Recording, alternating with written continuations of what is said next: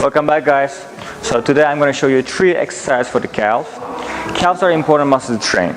Now many people train for the calves for the aesthetics, but I'm going to show you it's much more than that. It's for balancing, for stability, coordination, and you will use this also for your freestyling and for handstanding, or even for landing after a jump, for example, after a muscle up.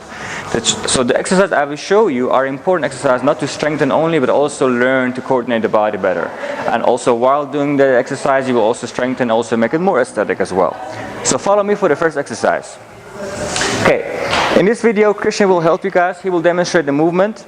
So as you can see, there's the step and the yoga block. There's the elevation. Make sure there's always an elevation difference. This one is higher and this one's lower. We want to stretch out the calf muscles, but at the same time also make it functionally strong.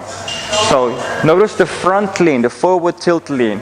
Go up with the forward tilt and go down with the forward tilt.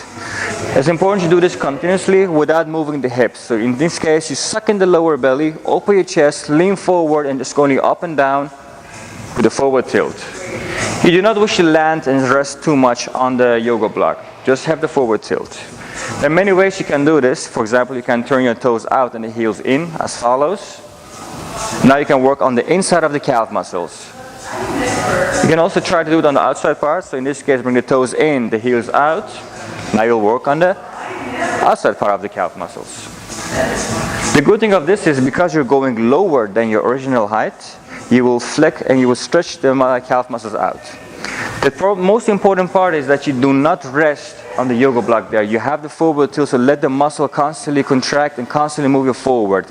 This will help you for the balancing part, which you will use for your handstands, for your jumps, even for the landing after a jump, because it will be more flexible, also more coordinative. Okay, so come for the second exercise. What we see here are, in this case, some six corners. We will do this. It's called the shark test. Very good for endurance, to work on the heart and the cardio, but at the same time also balancing and centering. Go in the middle.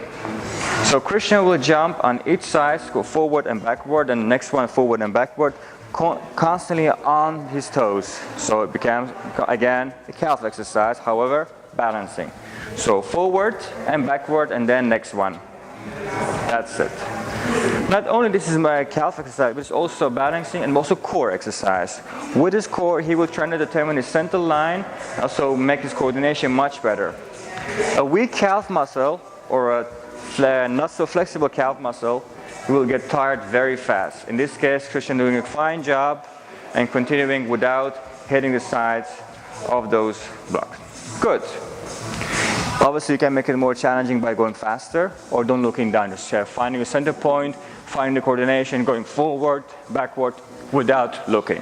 Think of doing jump ropes. Now, the problem with jump ropes is if you cannot do jump ropes, you're bad at jump ropes, this will hurt your shoulder and you will also make errors.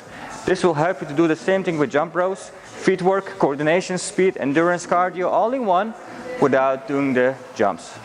Okay, ready for next exercise? Let's go. Now this exercise could be a little more challenging, especially if you just recently had an injury on your ankle. You have to be careful with that one. Physiotherapists often do this kind of exercise with you to get the stability in the calf muscles. This bozo ball is moving in any dimension. When you train your calf muscle, you don't train only the sides or the back, you train the entire calf region. Think of the calf muscle as one whole dimension muscle. Don't train one part. And that's also the most important thing when it comes to stability.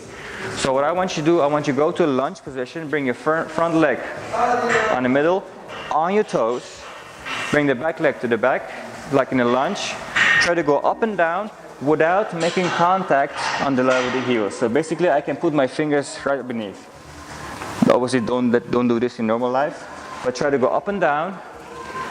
Also, this becomes more a core exercise.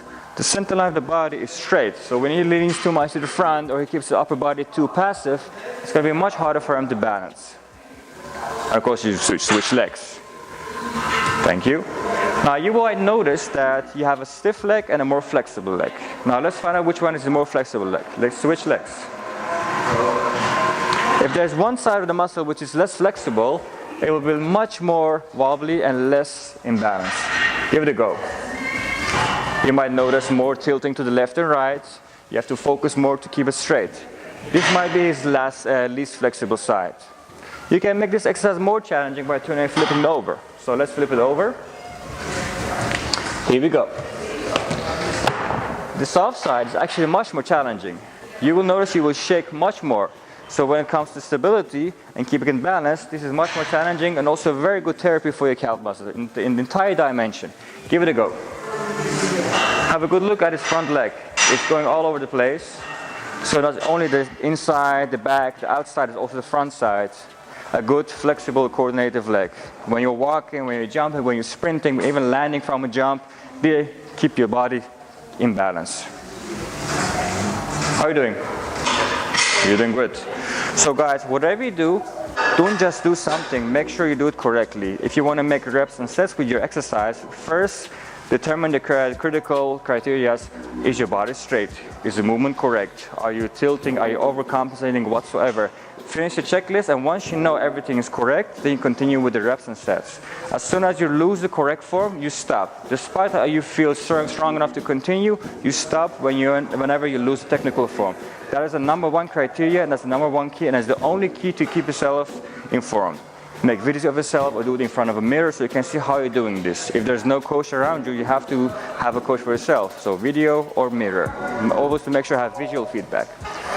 Well done. See you next time.